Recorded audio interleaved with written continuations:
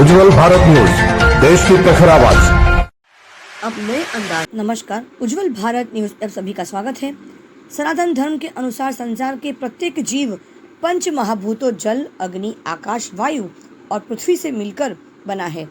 अधिक मास ही वह समय होता है जिसमें धार्मिक कार्यों के साथ चिंतन, मनन, ध्यान, योग आदि के माध्यम से व्यक्ति अपने शरीर में समाहित इन पंच महाभूतों का संतुलन स्थापित करने का प्रयास करता है।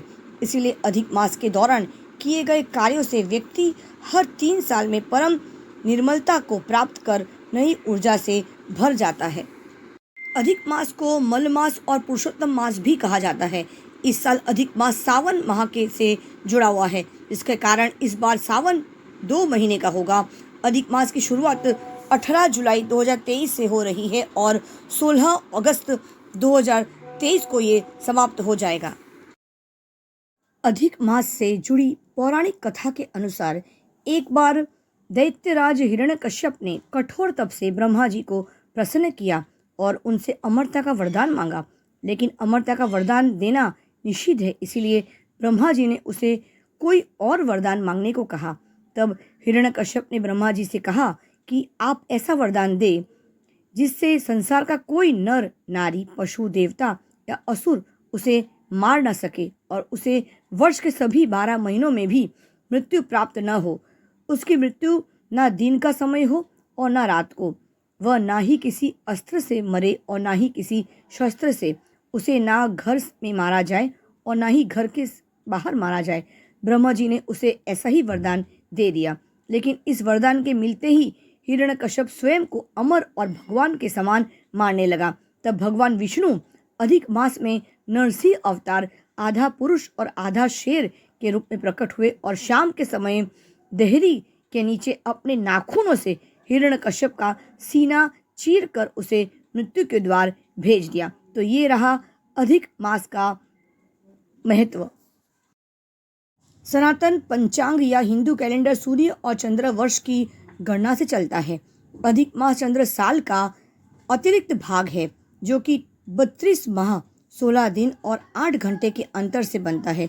सूर्य और चंद्र वर्ष के बीच इसी अंतर को पाटने या संतुलन बनाने के लिए अधिक मास लगता है। वही भारतीय गणना पद्धति के अनुसार सूर्य वर्ष में 365 दिन होते हैं और चंद्र वर्ष में 354 दिन होते हैं। इस तरह से एक साल में चंद्र और सूर्य वर्ष में 11 दिनों का अंतर होता है और 3 साल में यह अंतर 33 दिनों का हो जाता है। यही 33 दिनों के 3 साल बाद एक अतिरिक्त माह बन जाता है। यही अतिरिक्त 33 दिन किसी माह में जुड़ जाता है, जिसे अधिक मास का नाम दिया जाता है। ऐसे करने से व्रत त्योहारों की तिथि अनुकूल रहती है और साथ ही अधिक मास के कारण काल गणना को उचित रूप से बनाए रखने में मदद मिलती है। इसी अधिक मास के शुरुआत में यानी 18 जुलाई 2023 से श्रीमद् भागवत कथा का प्रारंभ वलसाड़ के भीड़बंजन महादेव मंदिर में होने जा रहा है और इसी के इस विशेष विषय को लेकर आज भीड़बंजन महादेव मंदिर में आज एक प्रेस कॉन्फ्रेंस यानी पत्रकार सम्मेलन का भी आयोजन किया गया था। इस विशेष पत्रकार संवाद में स्वयं महाराज शिवजी महाराज ने उस पत्रकार सम्मेलन को संबोधित किया और इस विशेष श्रीमद् भागवत कथा के विषय में विशेष चर्चा की। कथावाचक के रूप में निहारिका जी जो वृंदावन से पधारेंगी और इस कथा को वो खुद स्वयं संबोधित करेंगी कथावाचक के रूप में। शास्त्रों के अनुसार कहा जाता है कि इस मल मास यानी कि पुरुषोत्तम मास के दौरान कोई भी शुभ कार्य यानी विवाह जैसे कार्य नहीं होते हैं, लेकिन इस पुरुषोत्तम मास के दरमियान अगर भागवत कथा या राम कथा किया जाए तो सर्वोत्तम माना गया है इस मल मास यानी पुरुषोत्तम मास यानी अधिक मास के समय पर। उज्जवल भारत न्यूज़ टीम की ओर से वलसाड़ के हर नागरिक को इस भागवत कथा में शामिल होने के लिए कहा जा रहा है और इस खूबसूरत कथा और इस भव्य कथा का हर व्यक्ति लाभ ले, ऐसा यहाँ पर आयोजन भी किया गया है। अधिक से अधिक व्यक्ति इस अधिक मास के पुरुषोत्तम माह के इस भागवत कथा में जुड़े और इस अधिक मास के समय पर जब ये भागवत कथा यहाँ पे आयोजन किया गया है तो इस भागवत कथा का हर व्यक्ति लाभ ले सके और इसीलिए हर व्यक्ति को, वलसाड़ के हर नागरिक को इस कथा में जुड़ना चाहिए। आइए अब सुनते हैं स्वयं शिवजी महाराज इस भागवत कथा को लेकर विशेष चर्चा में क्या कह रहे हैं।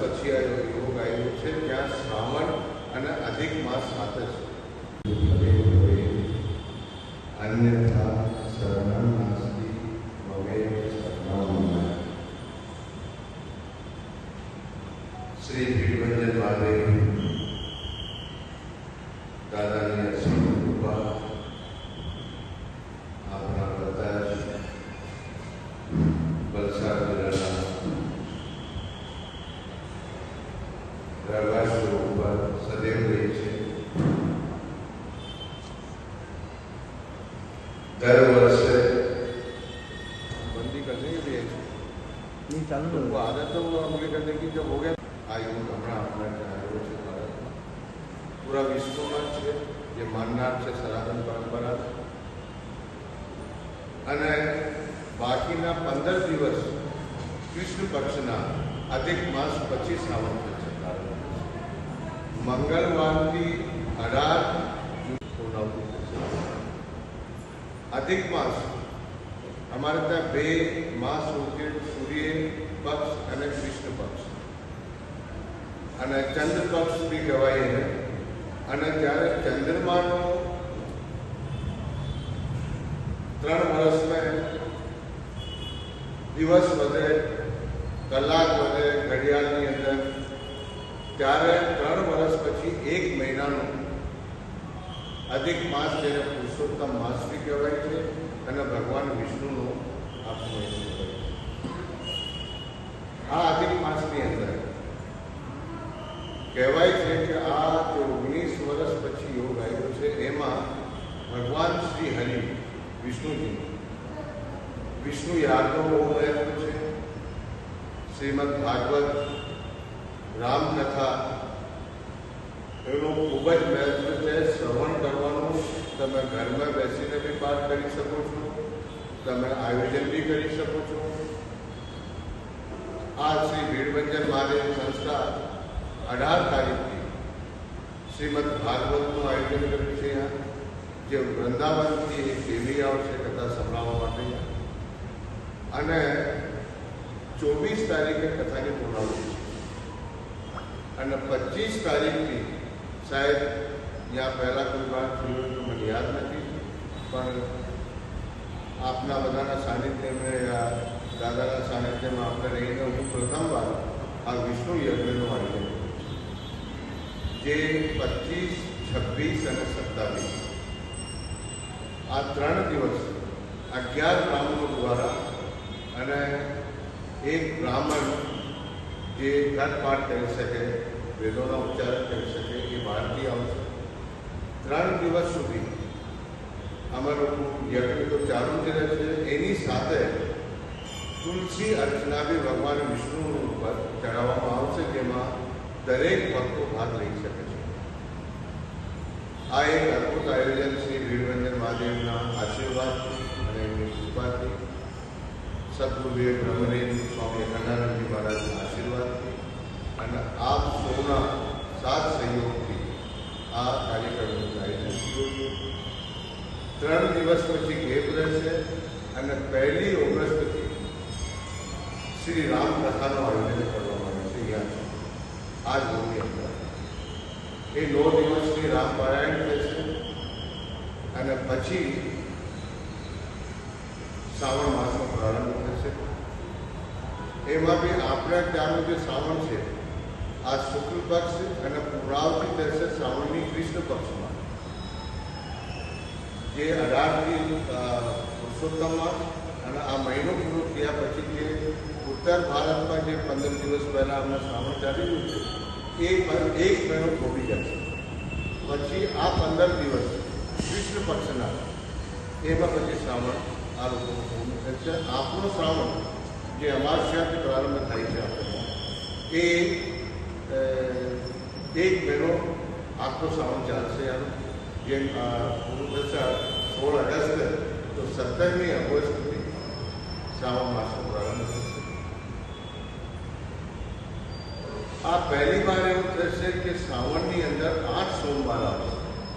કેટલા વર્ષો પછી એક આવી એવી યોગ આવ્યો છે કે તમે સાંભળેલું હશે કે 8 સોમવાર એક શ્રાવણમાં વધારેથી વધારે 6 સોમવાર કોઈ શ્રાવણમાં આવી જાય છે, શનિવાર કોઈક વાર આવી જાય છે, પણ 8 સોમવાર આ પ્રથમવાર આવશે.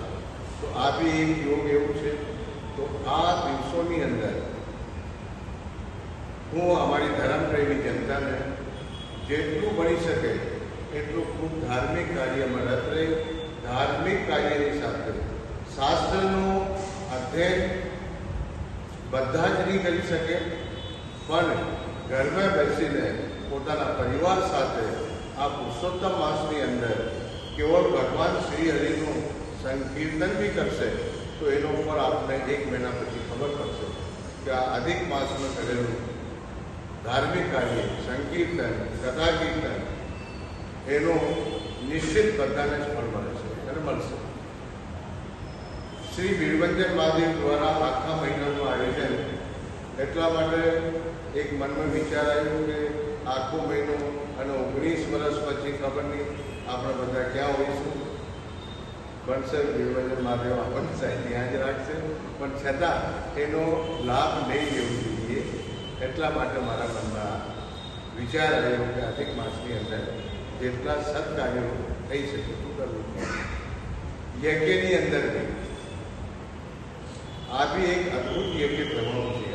વિષ્ણુ કહેવાય છે કે શ્રાવણ માસની અંદર શ્રાવણમાં અગર જો અધિક માસ સાથે જોડાઈ જાય તો શિવ અને હરિનો આ મિલન 19 વર્ષ પછી એકવાર જ આવે છે એવું કહેવાય છે. આ જ્યોતિષ શાસ્ત્ર દ્વારા જે કહેવામાં આવે છે એટલું જ્ઞાન જ્યોતિષનું તો મન નથી, પણ જે વાંચન કરીએ છીએ એમાં એવું કહેવાય છે કે આ યોગ જ્યારે આવે ત્યારે શિવની અને હરિની ભક્તિ લોકો કરતા હોય છે. તો આપણે બધા વલસાડ શહેરની અંદર આ આપણા ગુજરાત માટે, આપણા દેશ માટે અને સનાતન સંસ્કૃતિ તો આખા વિશ્વ માટે જ કલ્યાણની ભાવના રાખે છે. તો હું આ બધાને જ આપણા મીડિયાના મિત્રો દ્વારા જે બધી જ જગ્યાએનો પ્રચાર થશે, જ્યાં જ્યાં બી લોકો હશે, જે જગ્યા પર રહેતા હોય, જેની બાજુમાં શિવાલય હોય, મંદિર હોય, એ ત્યાં જાય અને એનો લાભ લે. કારણ કે આવો સમય મળવું અને એ બી શ્રાવણ અને અધિક માસનો સમન્વય, તો એનો લાભ લેવો. એની અંદર દાન ધર્મથી થોડો દૂર છું અને છતાં હું કહું, કારણ કે અધિક માસની અંદર અન્નદાનનું બહુ મહત્વ છે.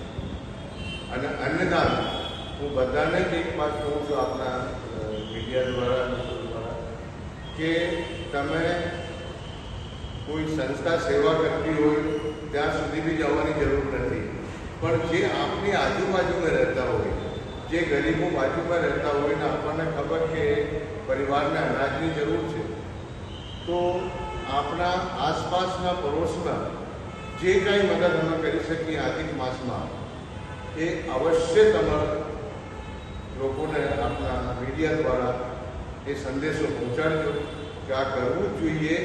કારણ કે માનવતાની સેવા એ પ્રભુની સેવા છે. ભગવાનને આપણે જોયા નથી, પણ એના બનાવેલા માનવીઓને અમે જોઈએ છીએ. તો એના બનાવેલા માનવની અમે સેવા કરશું તો સમજો પરમાત્માની સેવામાં કરી રહ્યા છે. તો હું બધાને જે વિનંતી કરું છું, આજે પેલા કથાકાર બહેનને એના પરિવારવાળા બી નીકળી ગયા, પણ ટ્રેન લેટ છે મારા ખ્યાલથી, તો આ બધું આવી જવાના હતા 11 વાગે, પણ સુરતથી કંઈ નીકળ્યા છે અમને થોડી વાર પહેલાં. તો આ કથામાં આપ બધા જ સાદર આમંત્રિત છો. વિષ્ણુ યાગની અંદર આપ સાદર આમંત્રિત છો અને અમારી ધર્મપ્રેમી જનતા એનો લાભ લે એવું બધાને વિનંતી અને પ્રાર્થના કરું છું કે આ સર્વશ્રેષ્ઠ અવસર આપણા હાથથી જાય નહીં એનું ખાસ ધ્યાન રાખજો. જે બી સત્કાર્ય કરશો એ અમારા માટે અને અમારા પરિવાર માટે એક પુણ્યનું કાર્ય છે. આપ સૌ મિત્રો અહીંયા આવ્યા, ઘણા તો બહુ દિવસ પછી આવ્યા, ઉત્તરભાઈને તો અમે કેટલા ટાઈમ પછી વલસાડમાં વાત નહીં થાય, પણ દૂર હોય ત્યારે વાત થઈ ગઈ. તો સભ્ય બધાનો ખૂબ ખૂબ હૃદયથી આભાર વ્યક્ત કરું છું. અને આપ લોકો સમય સમય પર બધા આવો છો. અને શ્રી ભીડભંજન મહાદેવ आपने बतानी संस्था है. एक मैं सबको बताता हूँ हमेशा, आप भी अपने द्वारा अपने माध्यम से पहुँचा सकते हो. ये संस्था केवल ये मंदिर नहीं है, मंदिर तो है, लोग आते हैं दर्शन करते हैं, लेकिन केवल मंदिर नहीं समझे. कोई भी गरीब व्यक्ति जो अपनी बच्चियों की शादी करते हैं, एक वोट नहीं ले पाते हैं, जहाँ तक हम कह सकते हैं वहाँ तक तो पहुँचाते हैं बात को, लेकिन आपके माध्यम से होती जाएगी कि ये लोग यहाँ आए. उनसे उत्पल भाई बीच में तो 2-2, 3-3 शादियाँ की हुई हैं. तो ऐसे परिवार कि हम पैसे देके कन्यादान तो नहीं कर सकते, लेकिन ये जगह और भोजन जो भी हम बनता है यहाँ पे, तो उस कन्या के निमित्त यहाँ पर मिले. ये संस्था हिंदुओं के दर एक प्रसंग के लिए हमेशा खुली है. वो जन्म का प्रसंग हो, वो मरण का प्रसंग हो. एक बार 2-3 बार फैसला यहाँ रखा तो लोगों ने कहा ये तो मंदिर है. मैंने कहा भगवान शिव कहाँ रहते हैं? शमशान में. तो सबसे पवित्र तो वही हुए. लेकिन विष्णु अपने शिव महिमी स्तोत्र में एक श्लोक आता है भगवान शिव के लिए, अमंगल्यं शीलम तव भवतु नामे वयमखिलम. हे शिव, तुम अमंगल जगह पे रहते हो, जहाँ अपने लोग जाते हैं, ब्राह्मण लोग तो आगे जनेऊ भी बदलते हैं, शमशान से जाते हैं, कपड़े बदलते हैं स्नान करके. लेकिन हे शिव, तुम अमंगल जगह पर रह करके भी क्या करते हो? लोगों का मंगल करते हो. अमंगल्यम शीलम तव भवतु नामेव अखिलम. हे शिव, तुम संसार में रहते हो, तुम्हारे सेवक खुद पिशाच हैं, और फिर भी तुम इस संसार का कल्याण कर रहे हो. तो जब शिव अमंगल जगह पर रह करके मंगल करता हो, तो भीड़भंजन महादेव यहाँ बैठे हैं, तो किसी के मरण का भी मंगल यहाँ हो तो कोई बड़ी बात नहीं है. इसलिए लोग इसका किसी भी तरह से समाज, सनातनी समाज यहाँ पर जुड़े, यहाँ आए, इसका लाभ लें, तो इन संस्थाओं का फायदा है. अगर ये संस्थाएं हिंदुओं के काम की न हो, इधर ताले लग जाए, इधर ताले लग जाए, और फिर हम एक साल में एक बार झाड़ू मार के उसको साफ करके खोलें, ऐसा नहीं. ये हर व्यक्ति के लिए, आप किसी को भी भेजिएगा, साधारण से साधारण. दूसरी बात, यहाँ जाति भेदभाव नहीं, यहाँ हर तरह का व्यक्ति आकर के शादी करता है, हर जाति का व्यक्ति आता है. वो मेरा भाई है, मेरा सनातनी है और मेरा हिंदू है. ऊंच नीच सारे भेदभाव की दीवारों को तोड़ो, बदला जमाना तुम भी बदलो, बुरी आदत छोड़ो. जीवो और जीने दो सबको, यह सिद्धांत बनाया. सबसे कर लो प्रेम, जगत में कोई नहीं पराया. यहाँ कोई पराया है ही नहीं, सब अपने ही है. तो ये एक खास आप लोगों से विनती मैं करता हूँ कि लोगों तक ये पहुँचाएं, जिससे लोग इस संस्था का लाभ ले सकें.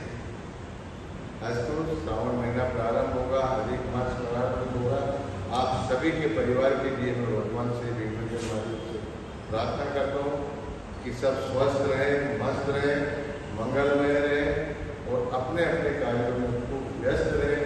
ईश्वर हम लोग को शक्ति दे, हमारे गुजरात का, हमारे भारत का विकास हो. इस श्रावण मास और अधिक मास में हम लोग प्रार्थना करेंगे.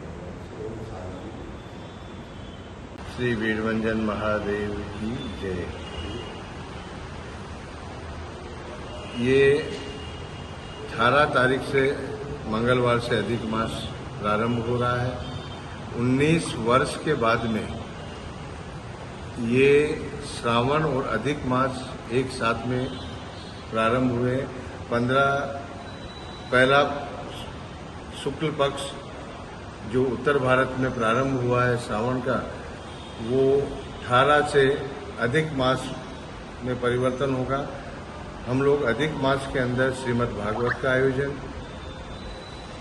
18 से 24 तारीख तक, जो श्री भीड़भंजन महादेव के हॉल में ही होने वाला है, और 25 से 27 तक, 25, 26, 27, क्योंकि ये भगवान विष्णु का मास है, पुरुषोत्तम मास, तो इसमें विष्णु याग का आयोजन किया है और तुलसी अर्चना का आयोजन है। तो सभी भक्तों को इस आनंद लेने का और इस धार्मिक कार्य में जुड़ने का मैं सभी को आमंत्रित करता हूँ, सभी का आह्वान करता हूँ। 1 तारीख से रामचरित मानस की कथा होगी यहाँ, जो 1 तारीख से लेके 9 तारीख तक चलेगी यहाँ, और पूरा अधिक मास जो 1 महीना है ये 16 अगस्त तक ये चलेगा। तब तक कई कार्यक्रम श्री भीड़भंजन महादेव के द्वारा आयोजित होंगे। आगे के जो कार्यक्रम होंगे उनकी सूचना दी जाएगी। मैं सभी से नम्र निवेदन करता हूँ, हमारे सनातन धर्म के हिंदू भाई बहनों से, कि वो इस अवसर को अपने हाथ से न जाने दें। ये बहुत मुश्किल से ऐसा योग आता है जो 19 वर्ष के बाद हमको प्राप्त हुआ है। तो आप लोग जहाँ भी रहते हो, जहाँ भी जा सकते हो, घर में बैठ के, शिवालय में जाके, भगवान श्री हरि के मंदिर में जाकर के आप अपनी श्रद्धा भक्ति और पूजा पाठ अवश्य करें। और इस पुरुषोत्तम मास में दीन दुखियों की सेवा करने का बहुत बड़ा महत्व है और बहुत बड़ा लाभ है। तो आप लोग जहाँ भी रहते हो, जिस जगह पर भी निवास कर रहे हो, अपने आसपास में ऐसे लोग रह रहे हों जिनको आपकी जरूरत है, तो आप अवश्य उनको मदद करिएगा, जिससे ईश्वर आप पर प्रसन्न होंगे। मानवता की सेवा ही प्रभु सेवा है। ओम शांति। देखते रहिए उज्जवल भारत न्यूज। देश की प्रखर आवाज सीमा भट्टाचार्य, वलसाड़ से। धन्यवाद।